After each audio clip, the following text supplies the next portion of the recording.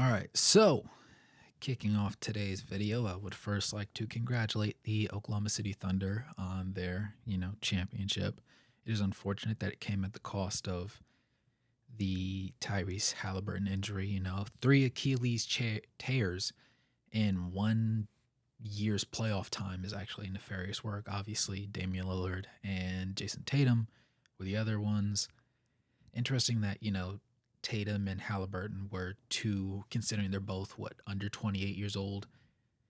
Those are career threatening injuries. I mean, when you think back, Kevin Durant was like one of the first guys who really bounced back and was the same guy roughly after the injury. Historically speaking, there's not many players that were able to come back from that and be productive, be efficient. Obviously, you lose some athleticism, and there's a lot of like mental strain that comes with that because you're afraid to test it. I mean, it's a non-contact injury more often than not, and those that saw it live and those that saw the replays, it was one of those things. And you see him slapping the ground, he's saying no, no, no, no, no, and it was rough.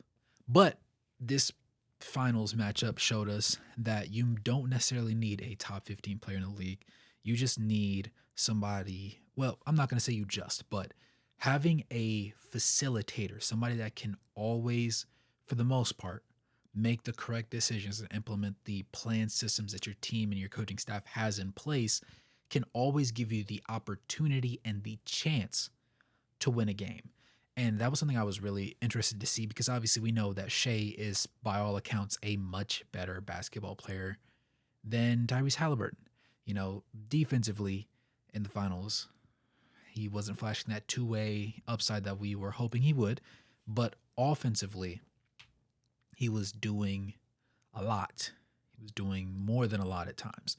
But you always saw Tyrese Halliburton keep his game and keep the game close and keep his team in the game with his ability to pass the ball very effectively and to avoid extremely costly turnovers. Now, he did have quite a few turnovers, but it was not nearly as bad as it potentially could have been considering the type of looks that he was having to deal with on a consistent basis. With that in mind, though, and clearing that out, obviously, for teams like the Utah Jazz, it is something that isn't a hard truth for you, but it's something that you keep in mind in the back of your head, understanding that if you have certain aspects of your team that are really exceptional, regardless of who you play and the lack of star power that you may have at times, the game is still winnable and you still deserve to be on the floor with that other squad. That's what the Pacers, to me, represented this year in the playoffs because by all accounts, I would say that they're definitely not more talented top to bottom on the roster than a team like the New York Knicks. But the way they play the game and the way their pieces operate and follow their game plan allows them to be extremely successful. You could say they're not better than the Boston Celtics from top to bottom. But I would argue if they played the Celtics both fully healthy, I still kind of think the Pacers would have won that one.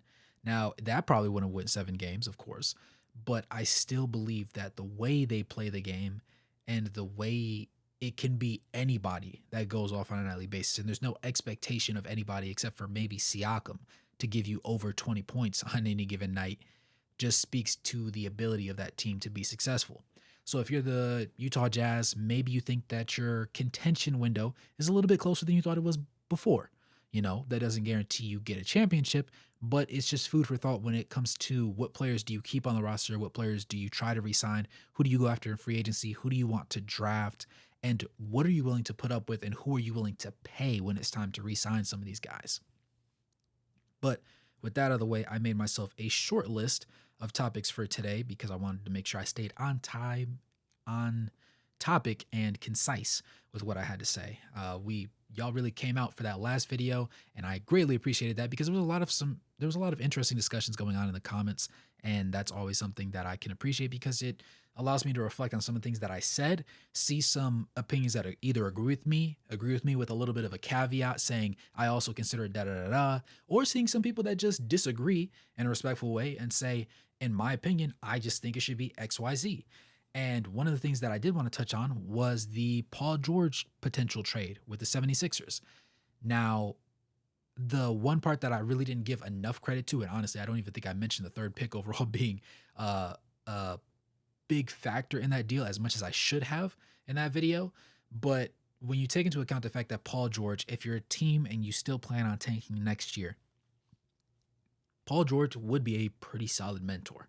And when I thought about it in my head, I was like, as much as Paul George this past season was not the Paul George of the season before, the seasons before that, he still has a great understanding of the game. And there's a lot of young players who will look a camera dead. They will look dead at the camera and say, Paul George is my favorite player of all time. Not LeBron, not Kevin Durant, not Jordan, not Kyrie, Paul George. And to me, when I first heard it, I thought they were just trying to be edgy. I thought they were trying to give us hot takes. But then I realized a lot of people just really love Paul George that much. And one of those guys that I think would benefit from the presence of Paul George a lot would be Ace Bailey. Now, I've gone on record and said I'm not fond of Ace Bailey. One thing that I came into the realization of, however, or I guess as well, would be a couple of news outlets were talking about Ace Bailey's agents and his team were intentionally making it look like he was going to end up being a questionable stock option, which would lead to him tanking towards the teens, where you have teams like the Brooklyn Nets and the Washington Wizards, which would give him more real estate to showcase how good he is. Therefore, when it's time for contract negotiations off his rookie deal, he would be able to garner much more attention, have much more leverage, and prove that he's worth more money. And when you think about that from a business standpoint, it makes sense. Is it a little underhanded to do it that way? I kind of think so. But I can't entirely sit there and look at him and say, oh, yeah, that's terrible. I can't believe he would want to do that. Why would he want more money? Because at the end of the day, the NBA teams continuously show us they are organizations that are here for money. They want to win games for the most part, but if they could lose 60 games and earn $600 million more dollars, or 600 million is crazy, earn $60 more million dollars for the owner's pockets, they'll gladly do it. With that in mind, I have to give him some grace in that regard. I still do not like it, of course, because I believe Ace Bailey is a terrific talent. There were a lot more concerns watching his tape than I thought there should have been. And I would agree with a lot of people and say that despite his issues and despite them trying to tank him, would you still consider taking him at 5? And you have to give the merit of saying potentially yes. And if we ended up making a trade with the 76ers and added on Paul George, I would say that it increases the likelihood of it. Because if you get 3 and 5, let's say you don't love Ace at 3, but you say, okay, we'll back it down. We'll get him at 5. That leaves you with the opportunity to get either VJ Edgecombe or Trey Johnson at 3, which I really love. Somebody else that I saw people commenting about was Igor Demon. And I almost read it as Denim when I first started prepping to say names for the videos, because I like to hear people say the name over and over and over so I don't botch it. Now, he played in the Russian league beforehand. He's 19 years old now, about 6'8", 6'9", 199, basically 200 pounds.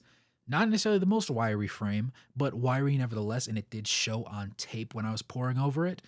And a lot of people were saying take him at 5, and I'm going to oppose that a little bit.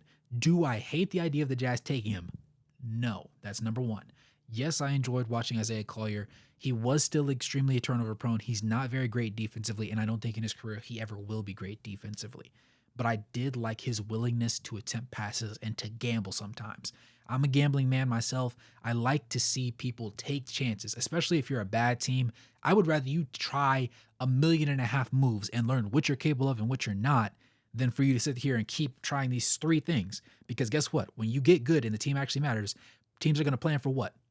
All 3 of those things. And then when you don't have that, what can you lean on?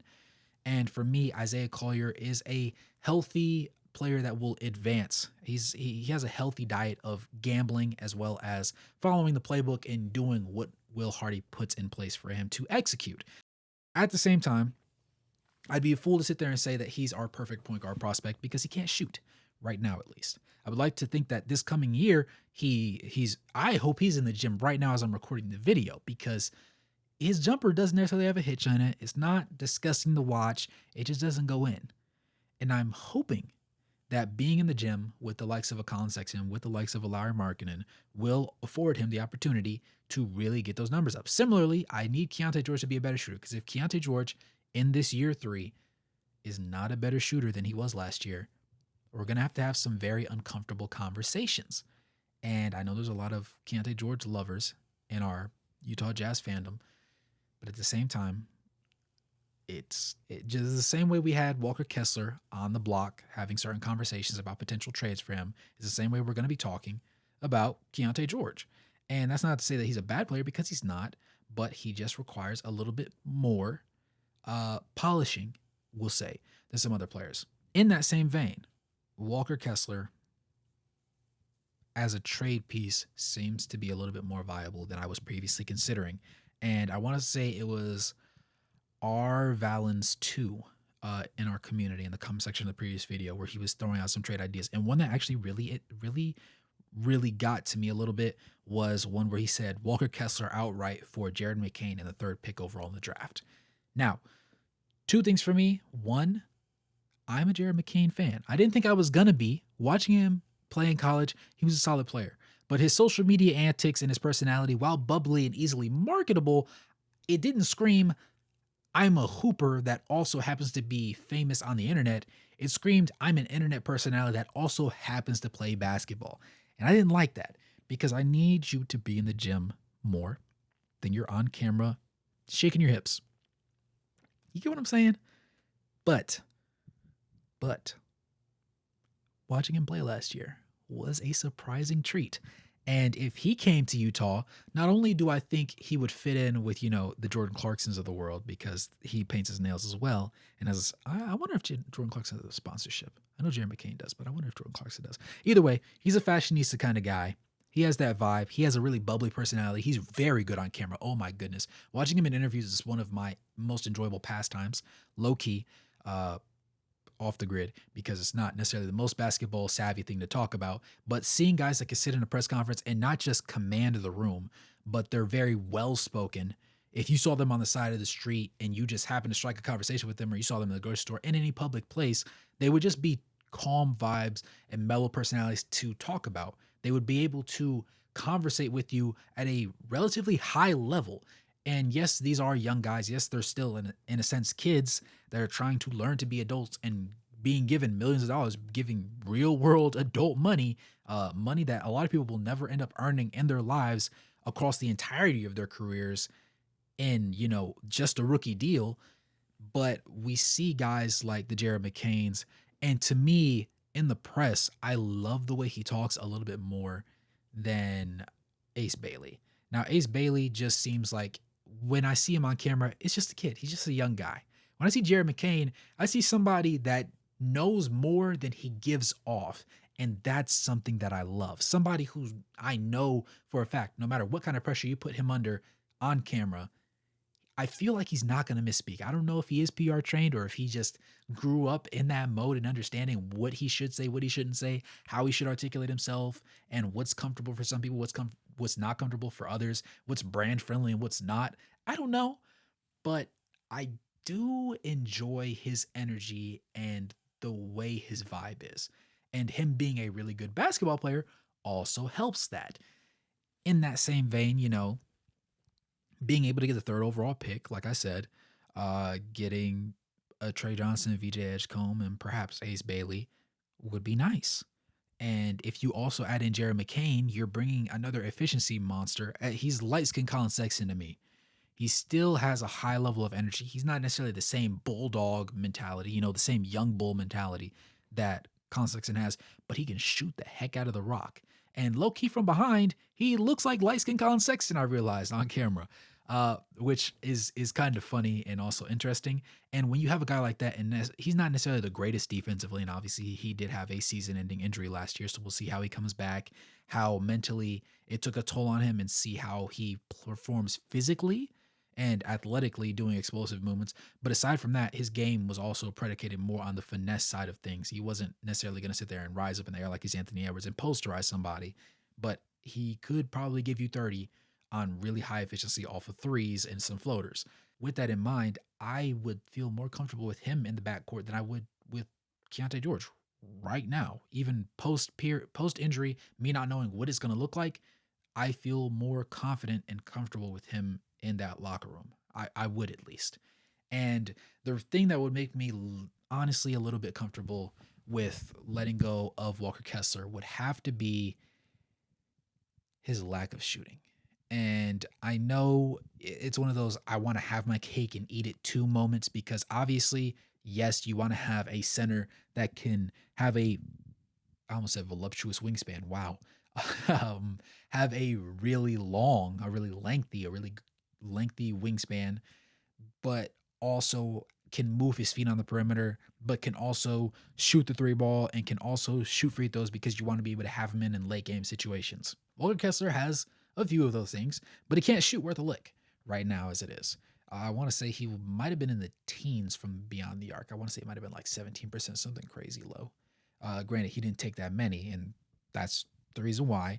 But he also shot like 55 or 56% from the free throw line, which isn't good. Usually, when it comes to shooters, you can tell the grade or the tier of a shooter based on how high or low their free throw percentages and just overall their talent as a shooter, what is it's likely to be. That's why a lot of guys, when they come out of college and they're shooting 60s from the free throw line, they're already getting written off and told, well, yes, he might be a pretty savvy playmaker. Yes, he may have a lengthy wingspan and can be a great help side defender. But overall, from a shooting standpoint, he leaves much to be desired. Off rip, you get written out and put into a certain frame of viewership for some analysts and coaching staffs based on what you do or what you can or cannot do from the free throw line. Because in turn, even if your three ball doesn't fall, but you shoot 84% from the free throw line, they say, oh, we can make it work. There's no way you shoot 84% from the free throw line on 5 or 6 attempts a game and you're incapable entirely of learning how to shoot a three ball. We can make something happen. We can work something out. We can make some arrangements, you know? And it, it sucks because I really enjoy watching Walker Kessler play. I love the steps that he made forward. He was a lot more aggressive on the glass. He was able to finish through the contact, especially in pick and roll situations. He slip screens, DHOs, all that sort of stuff. He looked really smooth at. He moved his feet well on the perimeter. He was obviously one of the league's, if not the league's best shot blocker, in my opinion. And he just was one of the few continuous bright spots for our team on the court at any given moment. But I could see a world where we say, okay, since we're still going to be bad next year and we're still going to have to develop these guys for at least another 2 to 3 years, do you want to sit there and have to pay Walker Kessler his bread? Do you want to have to pay anywhere from 25 to 30, what is it, probably like 32, $33 million a year for a guy that can't shoot? Now, granted, he's going to be able to finish lobs and stuff like that, and he's going to be able to rebound hella good. But aside from that terrific defense, there's not very much offensively that you're going to be able to do. And in late game situations, when you're actually a playoff caliber team, he really won't be able to be on the floor because they'll just foul him. They'll leave him in a position to get the ball. And then as soon as he attempts to do anything, put him on the line because they'll live and say, okay, at best, he randomly goes for 2 for 2, but more likely than not, he's going to go 1 for 2 or 0 of 2. And either one of those is a win for the opposing team. And when you think about it in that context, you recognize there's a definite ceiling for his play style, but I still appreciate what he can bring to the game. So again, do I want us to trade Walker Kessler?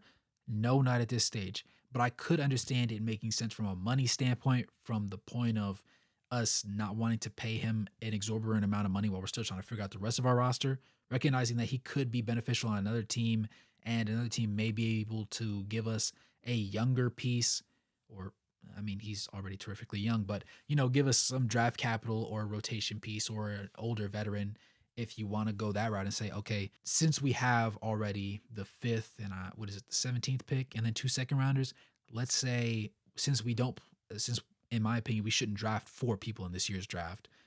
Let's go ahead and say we're gonna go and look for probably top 2. We're gonna get that third and fifth pick overall and maybe keep one of our 2nd rounders. Maybe.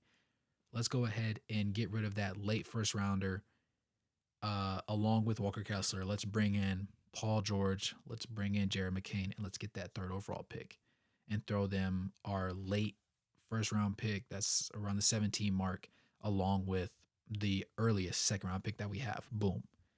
fair trade, everybody's happy. The Sixers say, yes, Embiid's availability has always been in question. Pairing him with a big that can actually be really proficient, take a lot of the strain and load off of him defensively, and allow Embiid just to be more of the perimeter scoring big on offense and get a little bit more freaky, a little bit more uh, wiggle and razzle and dazzle on offense. And then defensively, he can play more help side instead of being expected to be the anchor of the defense. That makes a lot of sense for them because it's not like them giving you a Jared McCain is going to be like, oh my gosh, they don't have a guard.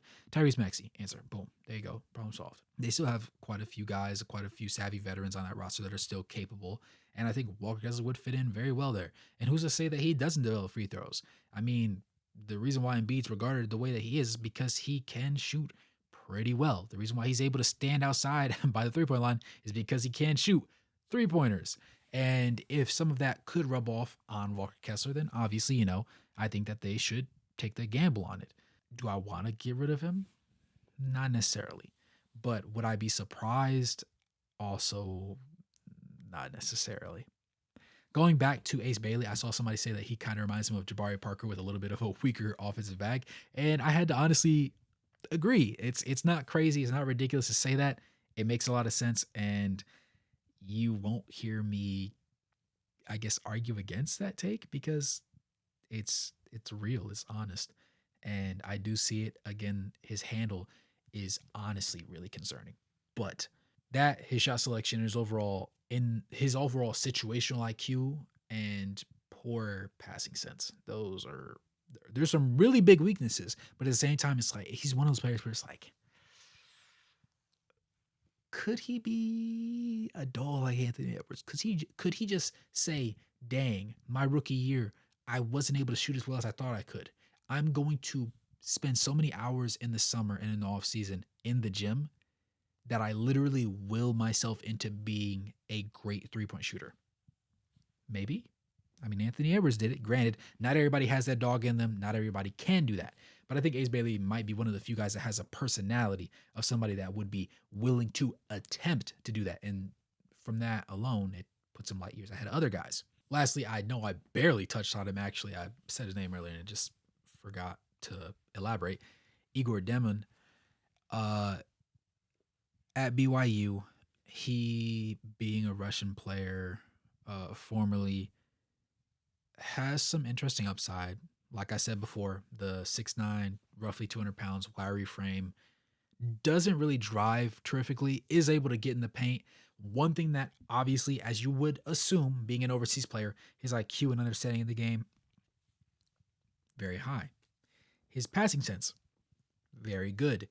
He makes a lot of skip passes that a lot of other players wouldn't. He likes a great wraparound pass, pocket passes to the big off of pick and roll, chef's kiss.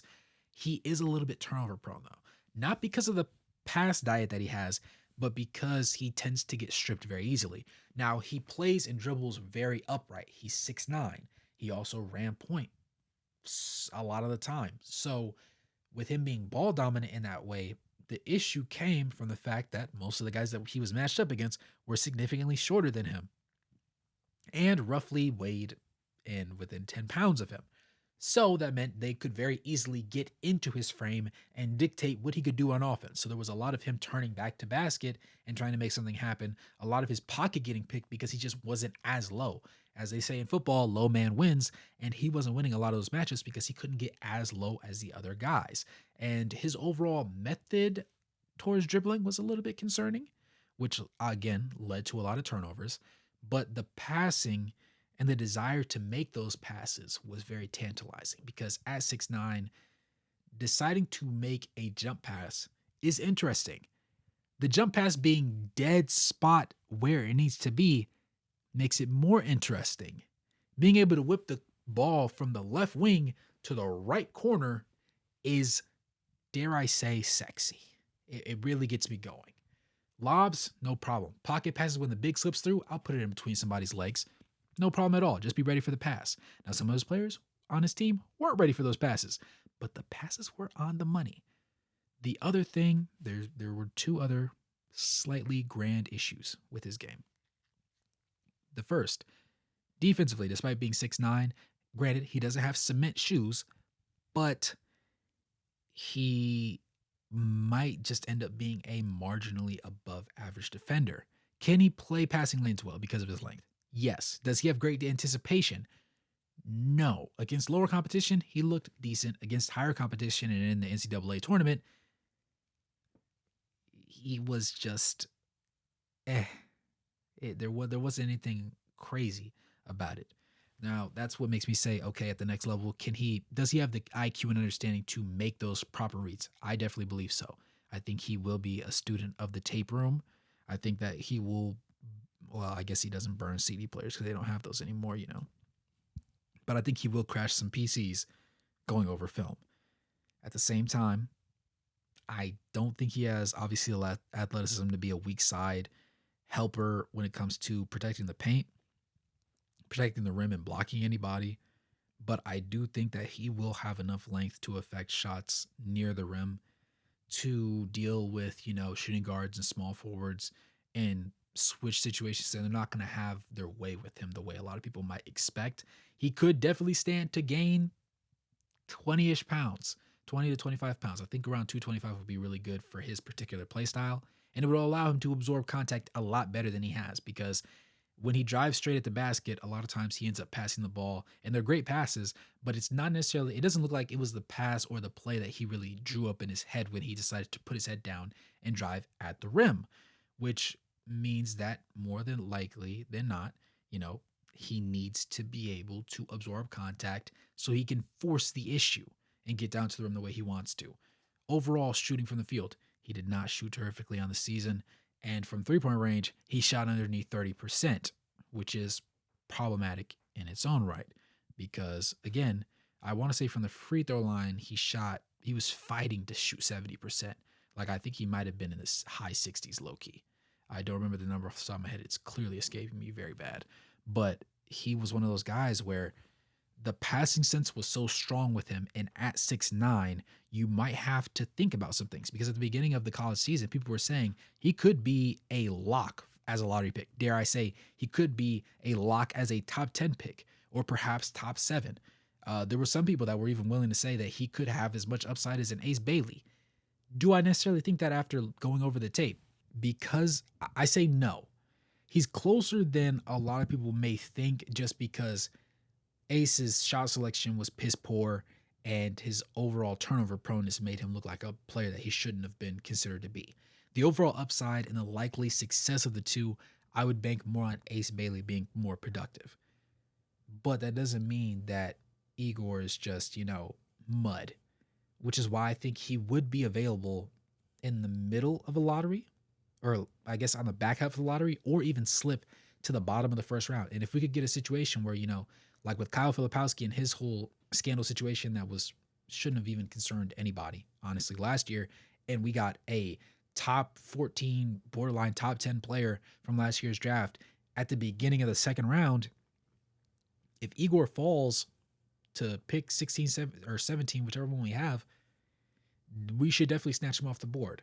And if we end up making a trade and we end up with the third pick and the fifth pick, and we decide, okay, we really want to keep one of our later picks, I would do almost everything in my power to make sure that we're in the latter half of the teens so I can grab Igor, because I genuinely think that he could be a plus player. And I saw a lot of people bringing him up in the comment section, and at first I was thinking about, Isaiah Collier, but at the same time, it made sense to try all your options because again, it's a young team. Yes, Larry Markkinen re-signed, but let's call a spade a spade. When you have guys that are talented like him, like Colin Sexton, like the emergence and still emerging Walker Kessler, these are guys that can be plus players on championship caliber teams. And obviously the first two that I mentioned are mid-20s, late 20s now. So they're going to want to win basketball sooner than later. They're not going to want to be 33 years old and now, now we're playing to win something. Like that's not enjoyable. That's not fun, especially when they haven't played in meaningful playoff games ever in their career. It's one of those things where they just, as much as they want to sit here and tell us, yes, they love Utah, and they may love Utah, and I'm sure Utah loves them. I'm sure everybody enjoys having their jerseys. Heck, I have both their jerseys right here behind me. But at the same time, you don't want to just sit here and waste great careers in piss poor situations. And that's kind of what this is looking like a little bit. Now, I reserve judgment and I'm always willing to be proven wrong. But as it stands, I believe that there's a lot that needs to change to see these guys' careers being maximized. But nevertheless, I'm interested to see what happens with the draft picks. Again, I think that we're going to have a trade. Dare I say, I'm 98% sure we have to have a trade, because the worst thing, and Austin Name sat there and said, well, right now the plan is to draft both first round picks and both second round picks and call it a day. Don't do that. Don't do that, because I know in today's league, most people don't give a lot of credit towards the second round picks. A lot of guys just, shot in the dark. Oh, and then 2 years later they wash out of the league or they go to the G League and that's where they stay. I want to have meaningful people added to this roster. I don't want to see Bryce Sensabaugh minutes go to somebody random who we didn't even care about before and we don't plan on caring about going forward. I have to look at some more what's his name, Gabriel Progita tape, or figuring out what's going on with him, because it was a weird trade that involved rights to him coming over here, but he was still playing over in Europe. It was a very convoluted situation. I have to see what's going on there, when he could potentially join the team, if he potentially joins the team, because a lot of times in those situations, a lot of teams are like, oh yeah, we have rights to him, but he's just over there doing his thing, and we don't really care, because he wasn't going to be a super plus kind of guy. But I did see a lot of things that I liked about his game, and I did kind of want to see him play in the NBA. So I'm going to look into that, and hopefully I'll have an answer for you guys next video. But with that being said, I know this one still ran about 30 minutes, but if you made it this far, I appreciate you. Smash that like button, subscribe, turn on post notifications, drop a donation, become a member to get the content faster than anybody else. And as always, good morning, good evening, and good night, no matter where you're on the globe watching. Thanks for tuning in, and I'll catch you guys in the next one. Peace.